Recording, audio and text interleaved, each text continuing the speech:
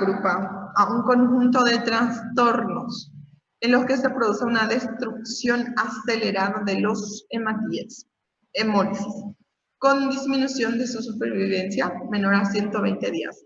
O sea que, como vemos, ¿verdad?, la anemia hemolítica deriva de la palabra, ¿verdad?, en este caso hemólisis, que es la destrucción de los eritrocitos.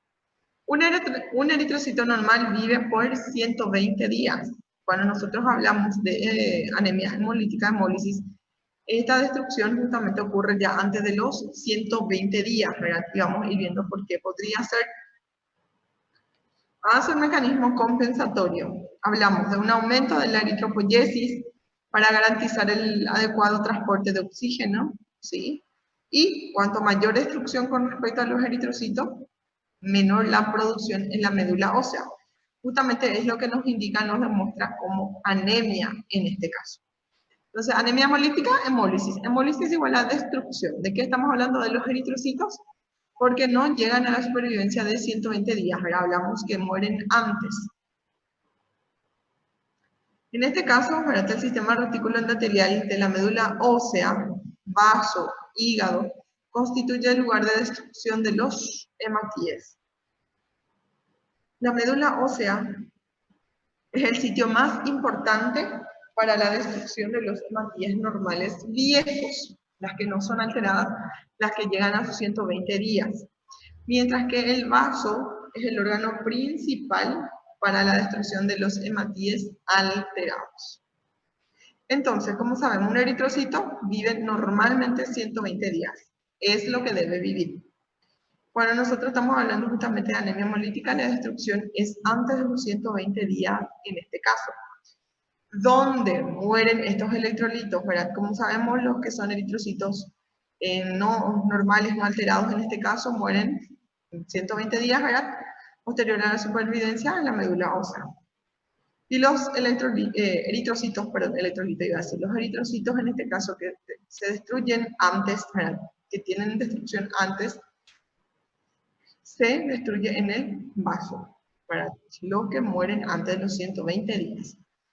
Como respuesta frente a una hemólisis patológica, la médula ósea aumenta su capacidad eritropoyética para tratar de compensar la destrucción eritrocitaria en este caso.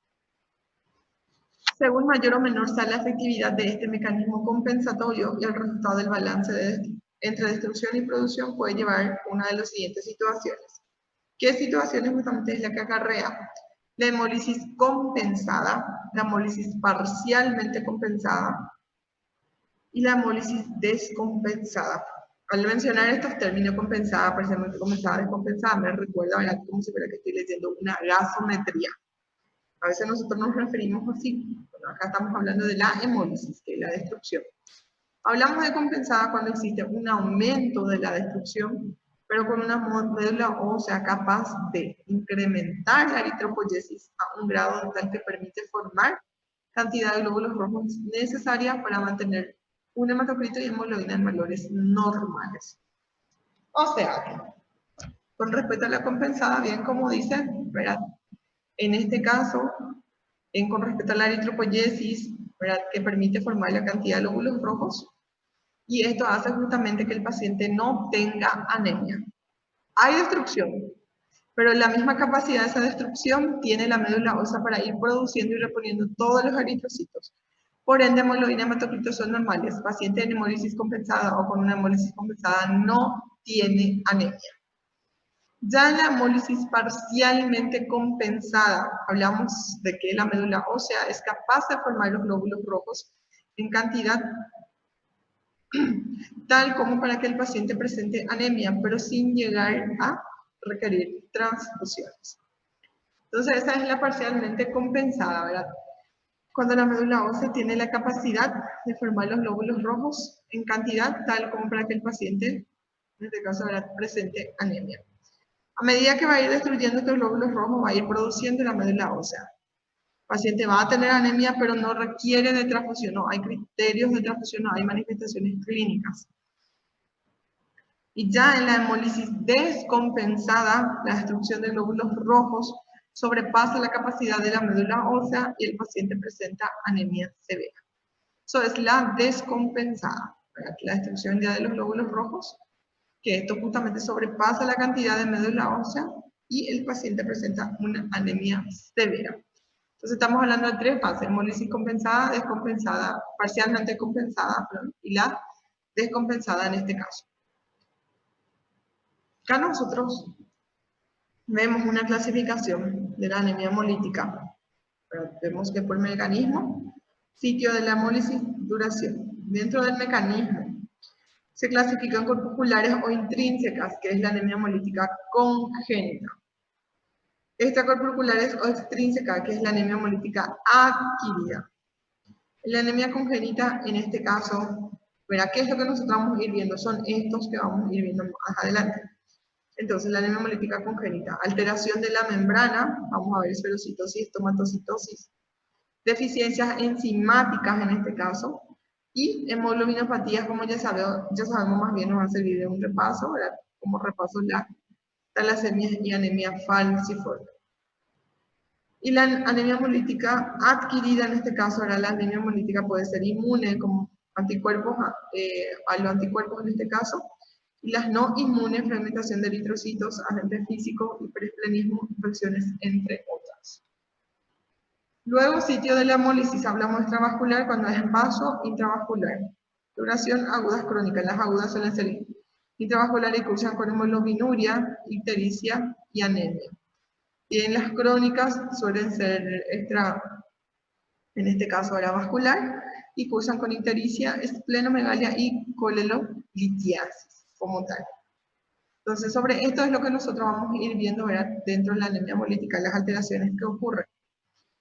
Aquí vemos un cuadro donde hablamos de defectos intracorpusculares, defecto intrínseco del glóbulo rojo, y vemos, factores extracorpusculares, factores externos que producen la destrucción del glóbulo rojo intrínsecamente normal. Dentro de las intracorpusculares hereditarias de hemoglobinopatías, enfermedad enzimática, defecto de membrana y citoesquelético. Y en factores síndrome urémico hemolítico familiar en este caso. Ya en las adquiridas, cuando hablamos de intracorpuscular, hemoglobinuria paroxística nocturna. Y los factores extracorpusculares, destrucción mecánica, microangiopática, sustancias tóxicas, fármacos, enfermedades autoinmunes también. Causa de la intracorpuscular, las hereditarias y las adquiridas. Las hereditarias, anomalías de la membrana, defectos de las proteínas, defectos de permeabilidad catiónica, trastorno asociado a la superficie de la membrana, aumentando las anomalías de las enzimas, defecto del metabolismo glutático, anomalías de la hemoglobina y estructurales. Y adquiridas la hemoglobina paroxística nocturna en este caso. Luego la extracorpuscular está por anticuerpos, anemia hemolítica autoinmune, secundaria, en este caso infecciones, drogas y colagenopatías. Por traumatismo mecánico, anemia hemolítica microangiopática, síndrome hemolítico urémico, púrpura trombocitopénica trombótica, la coagulación intravascular diseminada. Por hepatopatías, por hiperesplenismo, estímulo externo y toxicidad directa en este caso. Dentro de la fisiopatología en general, en la anemia hemolítica, el eritrocito maduro es el producto de una vía de desarrollo que lleva a un extremo el fenómeno de la diferenciación. Se reduce el tiempo de vida del eritrocito, que es la definición de un trastorno hemolítico. Si la tasa de hemólisis sobrepasa la capacidad de la médula ósea para producir más eritrocitos, el trastorno hemolítico se manifiesta como anemia hemolítica. ¿Y cuál es el proceso fisiológico esencial común en todas las anemias hemolíticas? Es un aumento en el recambio de eritrocitos. La norma de referencia para demostrar que está reducido el tiempo de vida de los eritrocitos es un estudio de supervivencia del eritrocito como tal. Entonces, saber que el proceso fisiopatológico es esencial común en todas las anemias, ¿verdad? Es un aumento en el recambio de eritrocitos como tal.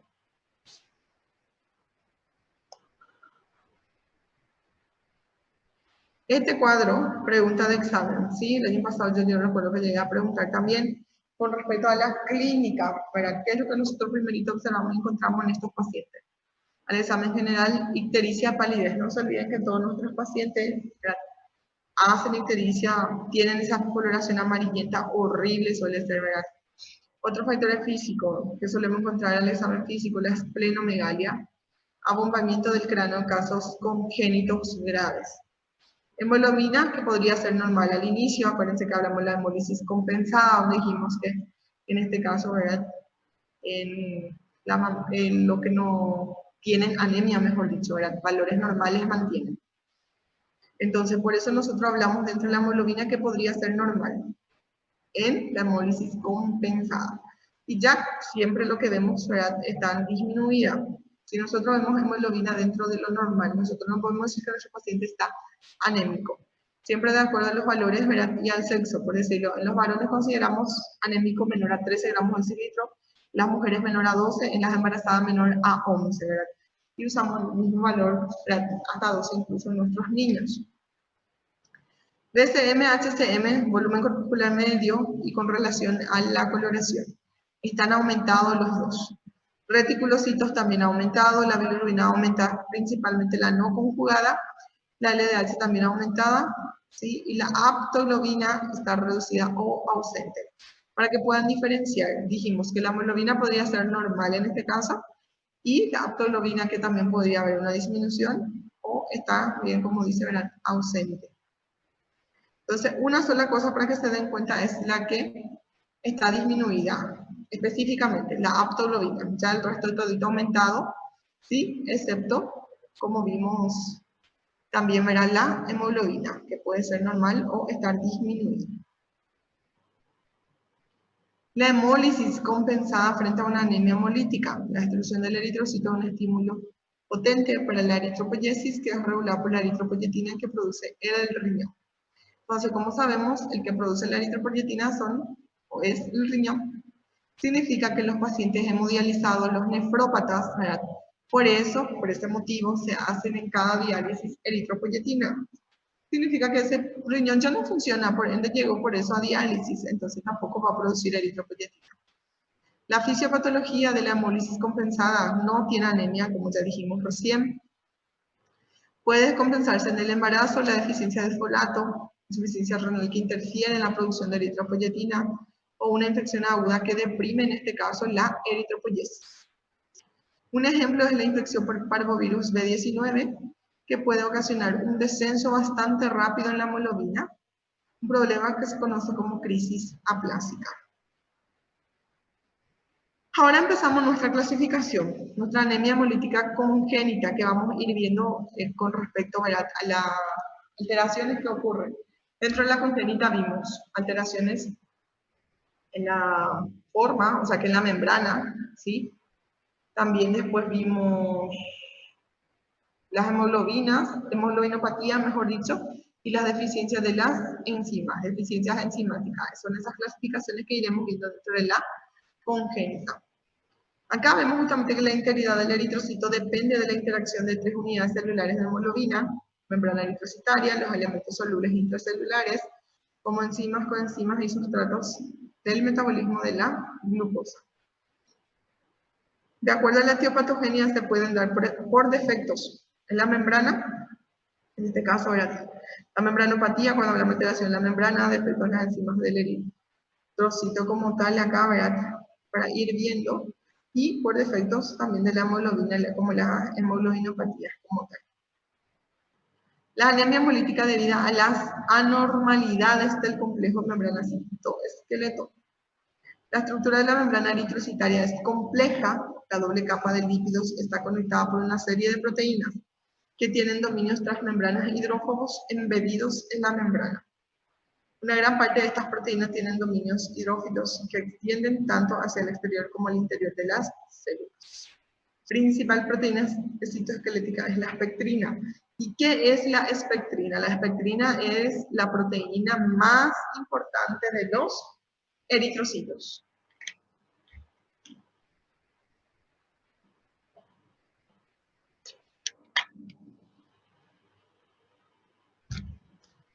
Estas anormalidades casi siempre son mutaciones hereditarias y corresponden a las categorías de las anemias hemolíticas heredadas. Muestran cambios morfológicos más o menos específicos que alteran la forma del disco bicóncavo normal. Se conocen como esferocitosis hereditaria y eliptocitosis hereditaria. Estamos hablando de qué? De la alteración de la membrana que vamos a ir viendo en este caso. Aquí vemos la esferocitosis hereditaria. La anemia hemolítica, relativamente común, frecuencia de 1 en 5.000 habitantes, es genéticamente heterogénea, puede originarse por diversas mutaciones en uno de varios genes. El patrón de herencia es el autosómico dominante generalmente, en cambio algunas variantes graves son autosómicas recesivas. Los casos severos pueden presentarse en la lactancia con anemia grave, los casos leves pueden presentarse en adultos jóvenes o incluso en edad más avanzada. Principales datos clínicos son la ictericias, splenomegalia y a menudo cálculos biliares. ¿Sí? Entonces estamos viendo justamente acá, esferocitosis es hereditaria. ¿Dónde está el problema? En la mutación genética. Hay una alteración, ¿verdad?, que podría originarse justamente por las diversas mutaciones en uno de varios genes, como nosotros. Les comento que mis primos tienen esferocitosis hereditaria. Ellos viven en Asunción. De hecho, mi primo ya durante la adolescencia se operó, entró a quirófano, tuvo esplenectomía, se le retiró ya ese vaso. Actualmente su hermana, mi prima, tiene 24, 25 años, creo que cumplió ahora en noviembre. Ella sigue teniendo, ¿verdad?, su vaso en este caso.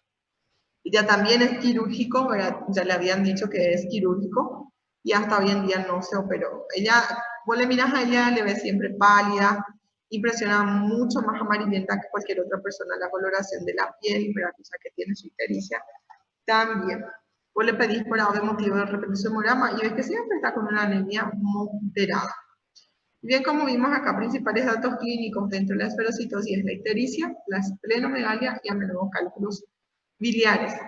Aquí vemos la liptocitosis hereditaria. La forma de los eritrocitos confiere el nombre de altos trastornos, formas leves pueden tener liptocitos, casi 100%, en tanto que casos graves predominan un tipo de poiquilocitos aberrantes. Una variante asintomática es la ovalocitosis del sureste asiático, resultado de una resistencia al paludismo. Y la estomatocitosis, herencia autosómica dominante, la hemólisis suele ser relativamente leve, es un trastorno raro. ¿De qué estamos hablando? Recién vimos esferocitosis, ahora liptocitosis, acuérdense que es la alteración de la membrana. Acá nuevamente vemos, para ir especificando más, la liptocitosis congénita. Es menos común y su característica es la presencia de eritrocitos ovalados o elípticos. Hallazgo que hasta la fecha, es el principal criterio diagnóstico. Se transmite por herencia autosómica dominante y afecta a 1 de cada 4.000 a 5.000 habitantes. Dentro de la fisiopatología, ¿dónde está la alteración acá en la membrana? En el defecto de la espectrina. Se ocasiona una forma elíptica anormal del hematíe, pero no se acompaña de fragilidad osmótica, lo que conducirá a cambios esqueléticos, en este caso pueden hacer que la célula cambie a la forma elíptica. Entonces, defecto, alteración de la membrana, estamos mencionando que es, ¿verdad?, con respecto a la espectrina, que como les dije es una proteína o es la proteína más importante del glóbulo rojo. Clínica y diagnóstico de estos pacientes con liptocitosis congénita. Es sintomático en la mayoría, el 87% de los casos, y el resto puede cursar con anemia presente. En el hemograma se encuentra presencia de liptocitos, eritrocitos con relación al diámetro longitudinal, transversal mayor a 1, en porcentajes mayores a 12. Y a 15 pacientes, en este caso es considerablemente, ¿verdad?, hemólisis que tienen. Y el diagnóstico siempre hay que pedir el ADN, ¿verdad?, para poder identificar el tipo de mutación en estos pacientes. ¿Y dónde está esa mutación, ¿verdad?, con respecto a la alteración del gen como tal? Acá vemos la estomatocitosis congénita, que corresponde a un grupo heterogéneo de trastornos de la membrana de glóbulos rojos, cuya característica es un defecto de la permeabilidad de iones monovalentes. Sodio, potasio, la bilirrubina aumenta y la reticulocitosis es moderada. Prótesis de sangre de estos pacientes presenta 10 a 15% de estomatocitos, ¿verdad? Siempre la gente del laboratorio llama a informar ya o preguntando qué caso es el paciente porque está viendo cosas raras, por decirlo así, que siempre terminan informando sí o sí. Aquí vemos las deficiencias enzimáticas. Vemos lo primero, la deficiencia de glucosa 6-fosfato deshidrogenasa, es la causa más frecuente de anemia hemolítica, se transmite mediante una herencia ligada al cromosoma X, su prevalencia está relacionada con áreas de paludismo endémico, y esta enzima cataliza la primera reacción de la vía de las pentosas fosfato y la función principal es proteger el eritrocito de agentes oxidantes en este caso. ¿Y cuál es la patogenia de esta deficiencia de la glucosa 6-fosfato deshidrogenasa?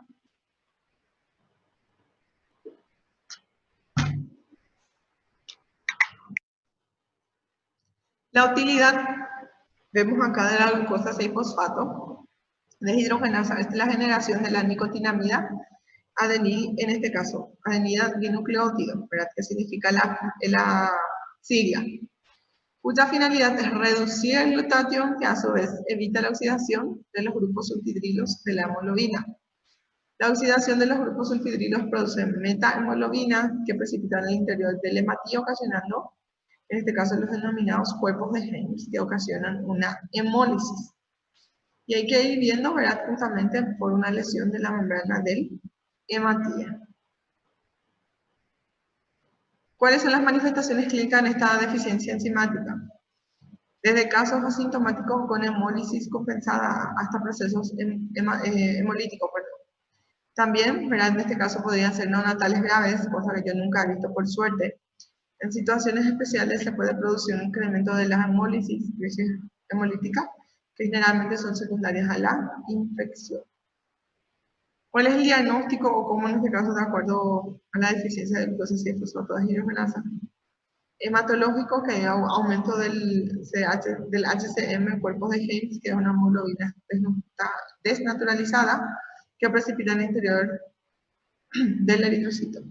Bioquímicas, aumento de bilirrubina plasmática y urobilinógeno urinario fecal, medir la actividad enzimática y establecer el tipo de mutación. Cuando hablamos de la enfermedad en sí, siempre hay que tratar de justamente ver la mutación. Y la otra deficiencia es la piruvato quinasa, que constituye la causa más frecuente de trastornos enzimáticos de la vía glucolítica. 90% de hemólisis de dicho grupo, piruvato quinasa es la última enzima de la glucólisis y cataliza la transformación de fósforo piruvato a piruvato, proceso en que se produce una molécula de ATP en este caso. Y dentro de la patogenia de la deficiencia de piruvato quinasa, las enzimopatías del metabolismo glucolítico, en este caso, alteran la capacidad energética del eritrocito, dificultando la formación y utilización del ATP en este caso. Cuando disminuye la capacidad energética del eritrocito, este envejece prematuramente, ¿verdad? Hay que controlarlo justamente en más de la circulación sanguínea por el sistema fagocítico mononuclear como tal. ¿Cuáles son las manifestaciones clínicas? Vemos acá que se puede presentar justamente ya en el periodo neonatal, o sea que es súper grave con respecto a esto.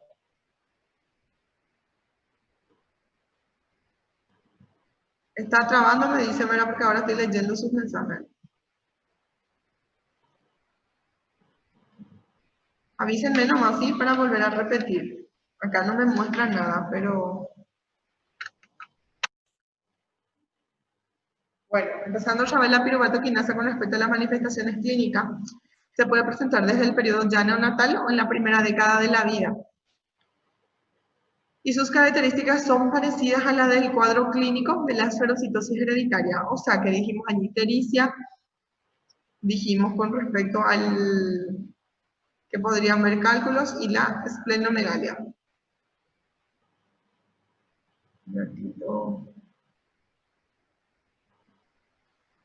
Perfecto.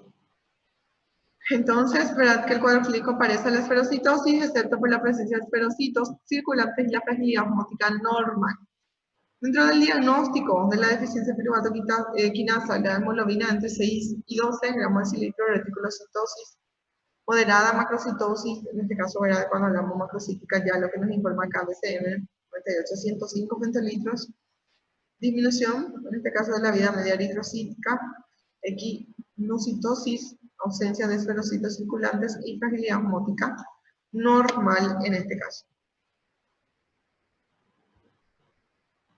Aquí vamos a ver la anemia hemolítica por hemoglobinopatía. Más bien va a servir como un repaso para ustedes. ¿Por qué? Porque hemoglobinopatía fue una de nuestras primeras clases y nosotros ya vimos.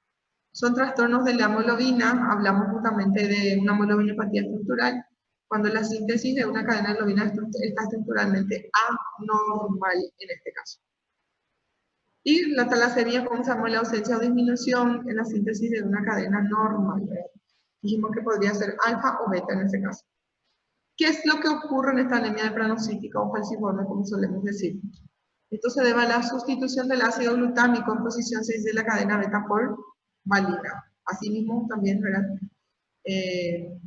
refiere, con lo cual hay una sustitución de adenina por timina en el código ADN. Las moléculas de desoxihemoglobina S se agregan ordenadamente formando microtúbulos en forma licoidal debido a esto surge la forma de Hoz del eritrocito.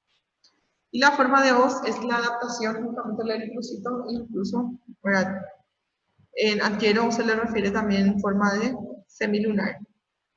Semilunares, como dijimos. ¿Verdad? Esto que estamos viendo acá dentro de la hemoglobinopatía es la anemia pranocítica.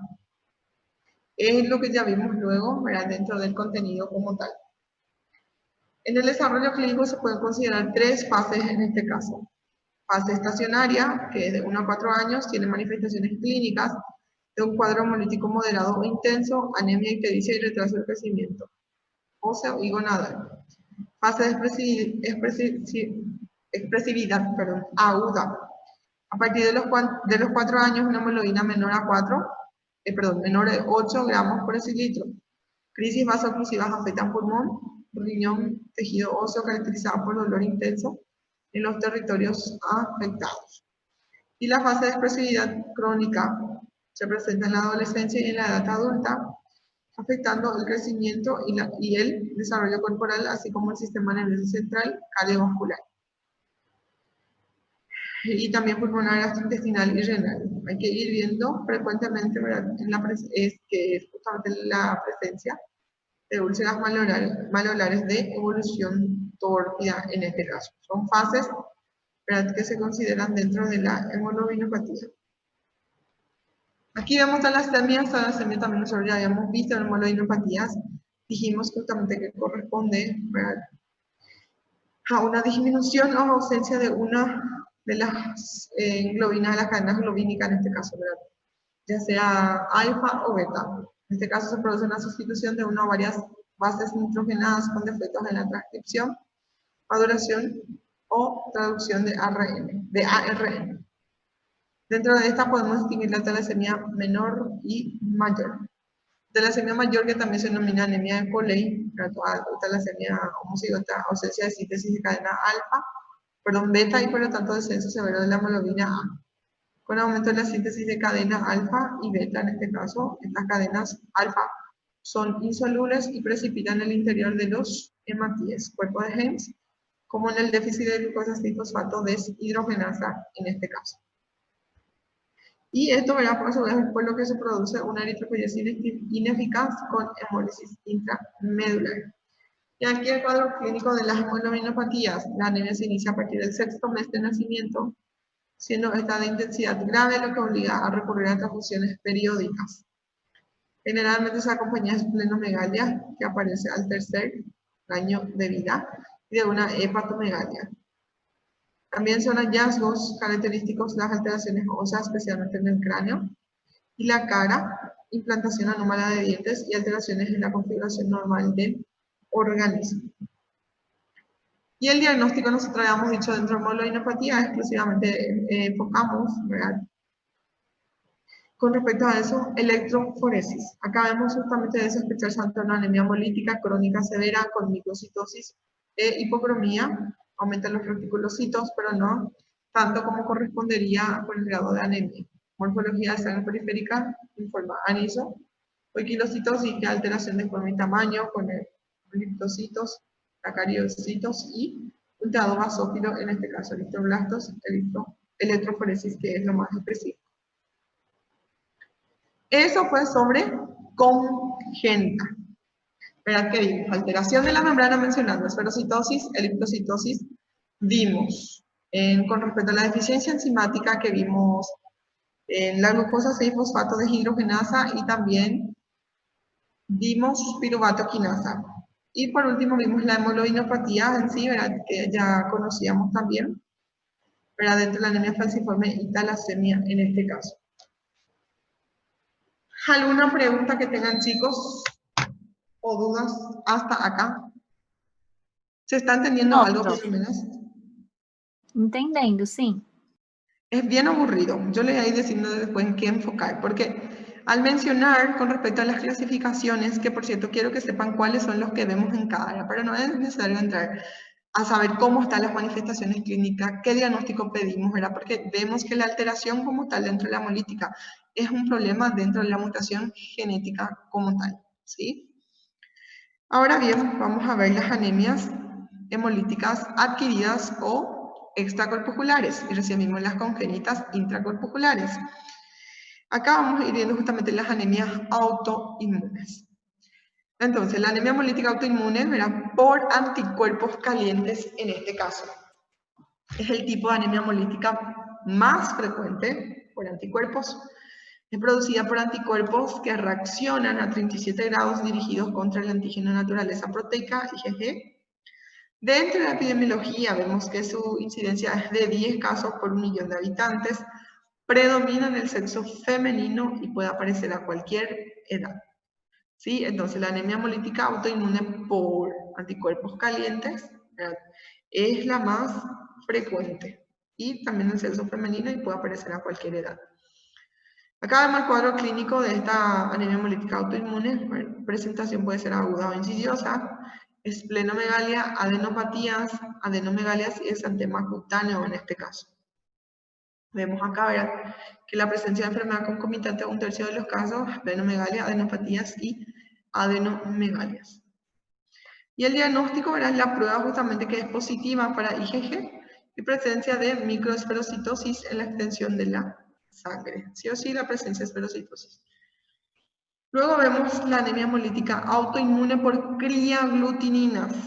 Recién vimos por anticuerpo caliente, ahora por criaglutininas. Son autoanticuerpos que reaccionan mejor a bajas temperaturas. O sea que si hace frío va a empeorar el cuadro.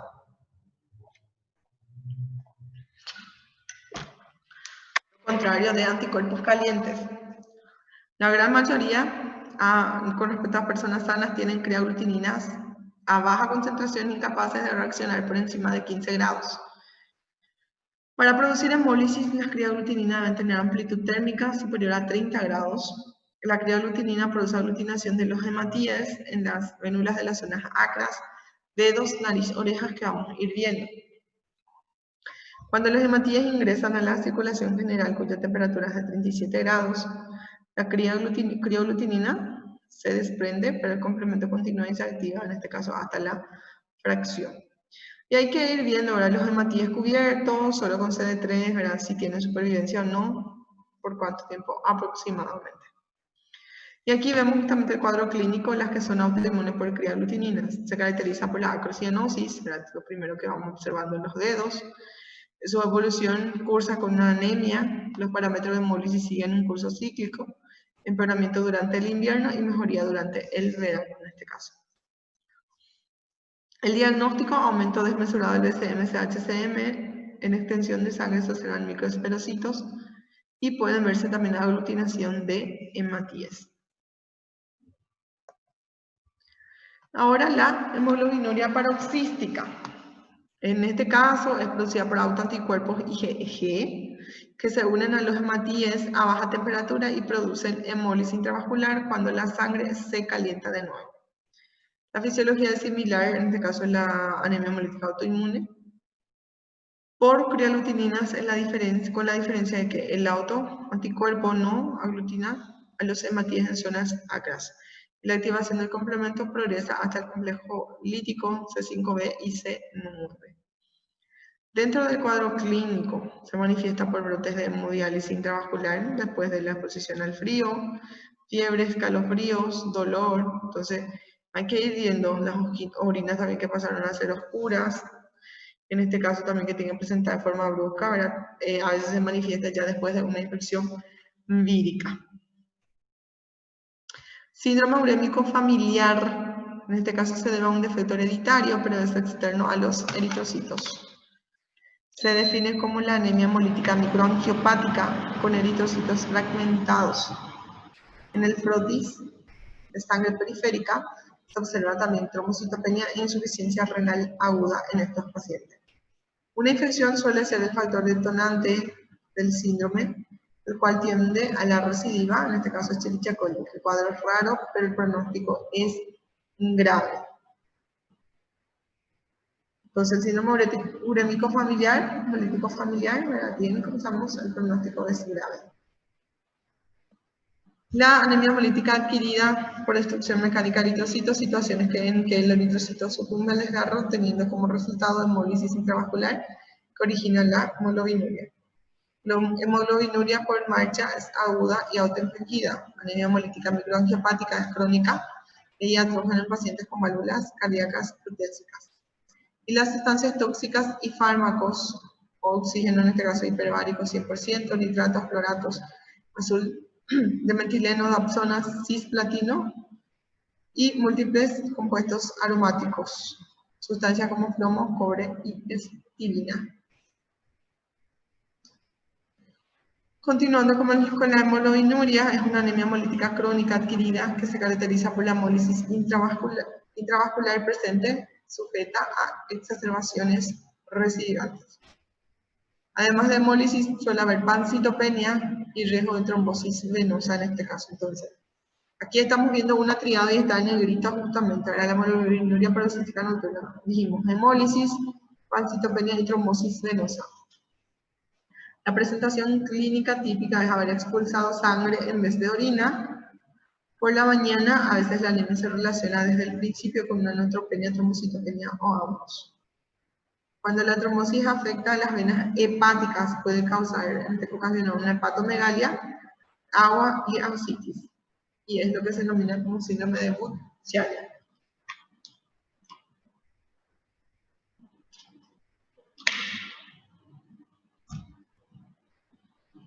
Estudios de laboratorio y diagnóstico. El dato más constante es la anemia, puede fluctuar de leve a moderada hasta muy grave. La anemia suele ser macrocítica, con morfología eritrocítica normal en este caso. Si el volumen corpuscular medio está elevado, es explicable por la reticulocitosis. La anemia puede volverse microcítica si se le permite al paciente caer en ferropenia como resultado de la hematuria crónica, hemoglobinuria. Acuérdense con hemorragia aguda o crónica, ¿verdad? Dependiendo de la cantidad, consume hierro, el paciente va perdiendo y pasa a ser una anemia ferropénica. La neutropenia, trombocitopenia o ambas pueden presentarse en cualquier momento. La bilirrubina no conjugada está leve o moderadamente elevada, la LDH muy elevada y la aptoglobina no detectada. Ya lo que fuimos viendo luego en el cuadro al inicio. Con respecto a la anemia que es debida a hemorragia aguda, produce anemia por dos mecanismos. En primer lugar, que es por pérdida directa de los eritrocitos, y en segundo lugar, si se prolonga la hemorragia, gradualmente producirá agotamiento de las reservas de hierro y tarde o temprano ocasionaría una deficiencia de hierro. La anemia poshemorrágica puede ser externa, consecutiva a traumatismo o hemorragia postparto, o interna del tubo digestivo, rotura del vaso, embarazo ectópico. Se observan tres etapas clínicas y fisiopatológicas. En este caso tenemos la hipovolemia, que plantea riesgo para los órganos con elevado aporte sanguíneo, cerebro y riñones, cursando con pérdida del conocimiento e insuficiencia renal aguda. No mostrará anemia. La liberación de vasopresina y otros péptidos como respuesta por los vasoreceptores y receptores a la distensión desplazará el líquido desde el compartimento extravascular hasta el intravascular y ocasionará hemodilución. Así la hipovolemia se convierte en anemia. Si la hemorragia no persiste, la respuesta de la médula ósea gradualmente mitigará la anemia. Si son normales la producción de eritropoyetina, los progenitores eritroides y, en este caso, el aporte de hierro. Nuevamente mencionando principales hallazgos de laboratorio, lo que ya vimos al inicio, la hemoglobina está normal o disminuida, con un ligero aumento del volumen corpuscular medio, específicamente si la cifra del reticulocito es muy elevada. Observación de morfología, esto se debe a que en muchas anemias hemolíticas, esferocitosis hereditaria, lipocitosis congénita, ovalocitosis y deplanocitosis. El recuento de reticulocitos es, junto al hemograma, el criterio más útil para determinar la presencia de hemólisis. Justamente, entonces los reticulocitos están súper aumentados cuando nosotros estamos diciendo acá hay una hemólisis, ¿verdad? Una destrucción antes de la supervivencia de los eritrocitos. Entre ellas se destacan tres de índole general. Vemos aumento de bilirrubina y de LDH, disminución de aptolobina, otras que aparecen solo en caso de hemólisis intensa y generalmente intravascular, hemoglobina plasmática, hemopexina y metalbúmina. Aumento también de la bilirrubina. La aptolobina es una alfa-globulina de origen hepático y se halla muy disminuida. La hemopexina en pacientes con hemodiálisis y también ir viendo con respecto a la hemoglobina plasmática, ¿verdad? En relación con todo esto que nosotros vamos viendo. Entonces, lo único que está reducido o es hemoglobina, que también puede ser normal, o la aptoglobina en este caso, que está reducida o ausente. Y con esto terminamos. Entonces vimos anemia hemolítica, ¿verdad? Vamos a ir viendo, enfocando en qué consiste, ¿verdad? Dónde mueren los eritrocitos, qué es lo que pasa con la fisiopatología. Hablamos en este caso de las alteraciones, dijimos la clasificación, la intracorpuscular o congénita, la extracorpuscular o adquirida como tal que vamos a ir viendo. Vamos a dar un pequeño coffee break, 15 minutos a la vuelta, si es que hay una pregunta o duda, y luego un repaso rapidito, y mientras pueden descansar hasta que llegue nuestro tiempo para la lista. ¿Está bien? Tá bom, prof. Ánimo, chicos.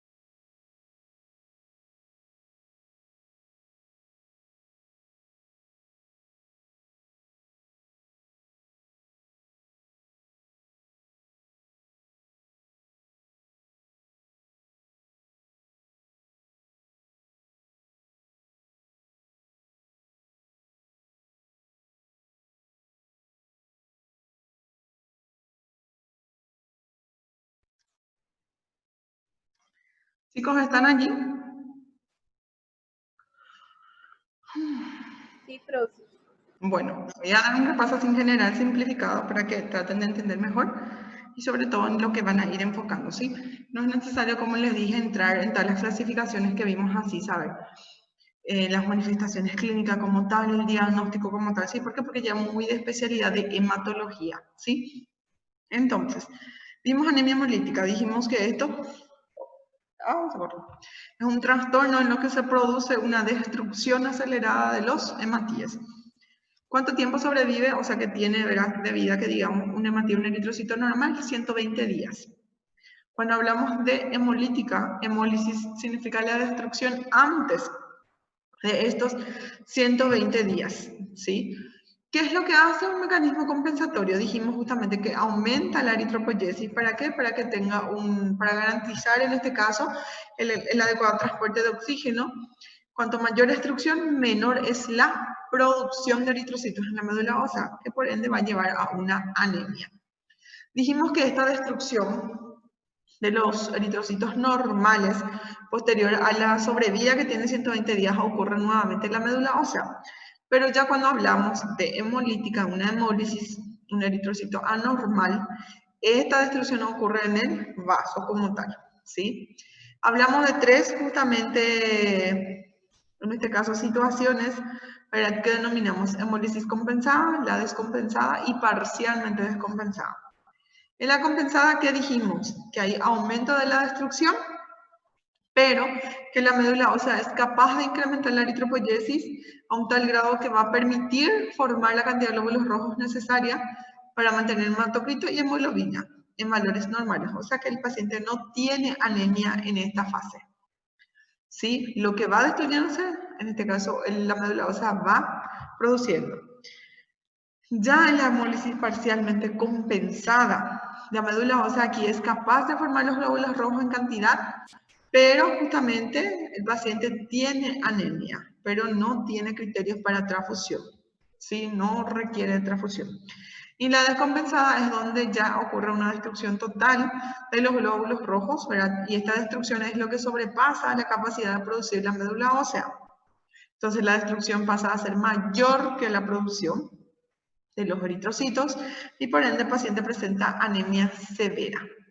¿Qué nosotros más dijimos después? Vimos la clasificación. Dijimos que de acuerdo al mecanismo se clasifica en corpuscular, intrínseca o una anemia hemolítica congénita, en la cual vimos la alteración de la membrana, específicamente esferocitosis hereditaria y estomatocitosis. Vimos las deficiencias enzimáticas que consisten en la glucosa 6-fosfato deshidrogenasa y piruvato quinasa también. Y las hemoglobinopatías, como ya habíamos visto en una clase, luego verá sobre esa anemia falciforme y las talasemias. Luego vimos las extracorpusculares o extrínsecas anemia hemolítica adquirida, donde vimos la anemia hemolítica inmune o no inmune. Dentro de la inmune, anticuerpos a los anticuerpos. Y dentro de la no inmune vimos fragmentación de eritrocitos, agente físico, hiperesplenismo, infecciones, entre otros. Ya con respecto al sitio de la hemólisis, vimos la extravascular, que ocurre la destrucción del vaso, y la intravascular. También vimos la duración, se clasifica en aguda o crónica. Aguda es la que suelen ser intravascular y cursan con hemoglobinuria, anemia e ictericia. Y las crónicas suelen ser las extravasculares y cursan con ictericia, esplenomegalia y colerolitiasis en ese caso. Ya después vimos dentro de la fisiopatología que el proceso fisiopatológico esencial común en todas las anemias hemolíticas justamente es el aumento en el recambio de eritrocitos. Y la norma de referencia para demostrar que está reducido el tiempo de vida de los eritrocitos es el estudio de supervivencia del eritrocito como tal. ¿Qué vimos después? Habíamos visto también un cuadro, que incluso le dije pregunta de examen, ¿verdad? Con respecto a las alteraciones y manifestaciones clínicas. Al examen físico en general, verán la inspección, vemos en este caso ictericia, palidez. Otro aspecto físico dijimos que podemos encontrar también esplenomegalia y abombamiento del cráneo en los casos congénitos graves. También dijimos con respecto a la hemoglobina que podría ser normal. Acuérdense que en la hemólisis compensada no hay anemia, en ese caso es normal, o está reducida. Luego vimos BCM, HCM con respecto a la morfología y la coloración, sí está aumentado, o sea que es macrocítica. Reticulocitos que está aumentado, que todo indica justamente, vemos reticulocito aumentado, es hemolítica. Bilirrubina está aumentada principalmente la no conjugal, la LH también que está aumentada, y la aptoglobina que está reducida o ausente en este caso. Ya después fuimos viendo enfocamos dentro de las clasificaciones, ¿verdad? Con respecto a esferocitosis, la liptocitosis, con respecto a la esferocitosis habíamos dicho que el patrón de herencia es autosómico dominante, justamente que casos severos pueden presentarse en la lactancia ya con anemia grave, que el clínico, o sea que datos clínicos es ictericia, la esplenomegalia y a menudo cálculos biliares en ese caso. La liptocitosis o estomatocitosis dijimos que justamente confiere el nombre de estos trastornos, ¿verdad? Que son casos graves también. Ya después vimos las deficiencias de las enzimas, la deficiencia de glucosa 6-fosfato deshidrogenasa, donde dijimos que es la causa más frecuente de la anemia hemolítica y esta se transmite por herencia ligada al cromosoma X y está relacionada justamente al paludismo endémico. Después vimos la piruvatoquinasa, donde dijimos que constituye en este caso la causa más frecuente de trastornos enzimáticos de la vía glucolítica, correspondiendo al 90% de la hemólisis de dicho grupo.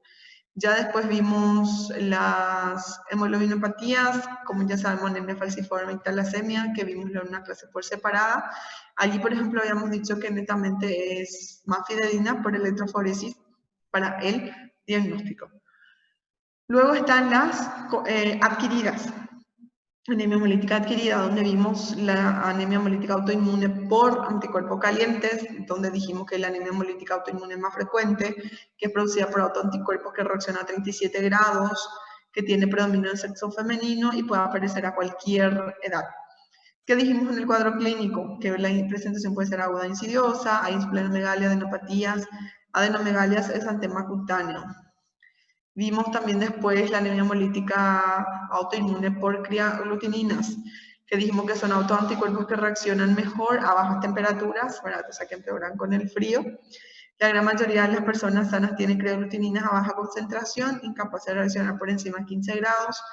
Y para producir la hemólisis de la criaglutinina, esta debe tener una amplitud térmica superior a 30 grados centígrados. ¿Qué mencionamos dentro del cuadro clínico de las criaglutininas que existen? Se caracterizan por acrocianosis. También su evolución cursa con anemia, ¿verdad? La evolución crónica, y esto empeora durante el invierno y mejora durante el verano.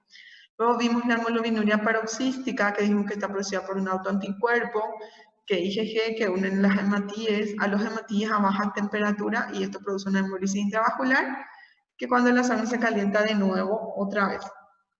¿Qué vimos con respecto al cuadro clínico en las hemoglobinuria paroxística? Vimos fiebre, escalofríos, exposición justamente al frío, el empeoramiento, el dolor lumbar. También hay emisión de orinas oscuras y en niños se presentan brusca, ¿verdad? De forma brusca después de una infección vírica. Vimos también el síndrome urémico hemolítico familiar, que dijimos que es hemólisis se debe a un efecto hereditario. Justamente el cuadro es raro, pero el pronóstico es grave. Ya nos fuimos viendo después con respecto a laboratorio en sí, ¿verdad? Como vimos luego también dentro del cuadro, ¿verdad? Lo único que está reducido o ausente es la aptoglobina.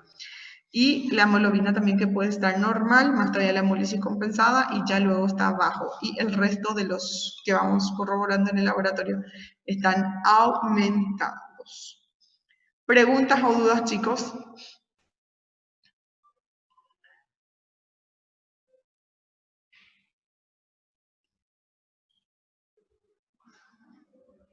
No me dice Adriana. No, profe. ¿Los demás? Bueno.